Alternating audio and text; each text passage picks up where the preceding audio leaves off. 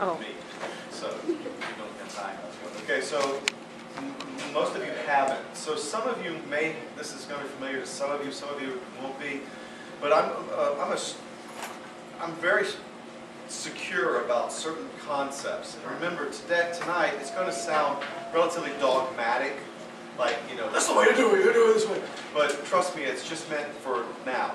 The best part about taking acting class from anybody is that when you're in the building or you're in this place, you should, you know, listen and go for it, and then as soon as you leave, you can say no or yes. And so you can tear it up and start all over again. But just because of the passion I sometimes have toward the art form, I sort of make it sound like there's no other way, and nothing could be further from the truth.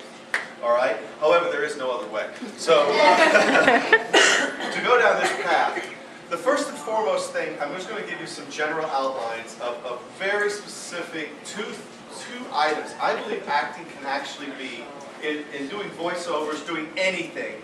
I don't think that the instrument, whether it's a physical body or whether it's your voice or whether it's anything you're dealing with, can be separated from an inner take. That there's a purposefulness to what you're attempting to do, and that's going to make you use your voice, use the lines, use the stage, use props, use whatever you need to do in order to accomplish it. So I'm going to give you two things, and then we're going to put them into practice. I'm going to just talk for a few minutes, and then you guys are going to do most of the stuff, and I'm going to be working with you. Sorry. Hi. Do you guys know anything about what they call objectives or intentions, besides those people who took class from me, which is Andy? Anybody know anything about this? Okay. Did you ever hear this name, Stanislavski? Okay. Yeah. Constantin Stanislavski is probably about as important to the concept of modern acting as Aristotle is to philosophy.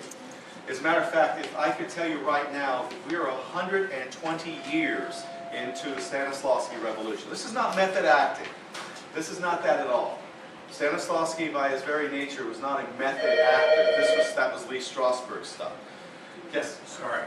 Just because we're all got our phones on vibrate or off, could the house phone get silenced for the 2 hours that we'll be here? We will try. Thank you. Excuse me. See, now he had an objective, and we're going to go to that in just a second. So you just remember that interchange, because that's very key. So everything that you're going to say and everything that you're going to do has to wrap around a purpose, which they call, Stanislavski calls an objective. Like I said, we're 120 years into the Stanislavski revolution. It is very similar to right now that it's only been 120 years that somebody has made a decision that we should stop painting on cave walls and use canvases. This is how different everything is. From before 1890, going all the way back probably until 1700, if people were going to act, if I was going to do anything with acting with you today, I would bring out a book similar to this, and there would be drawn pictures in that book of different emotional states that you physically should get into in order to telegraph the fact that you're feeling an emotion. This would be fear, this would be anger, and you would stand in front of a mirror and do these things in order to represent. After 1890 to 1920, in that time period when Stanislavski took it over, it now becomes that emotion and everything comes from the inside going out.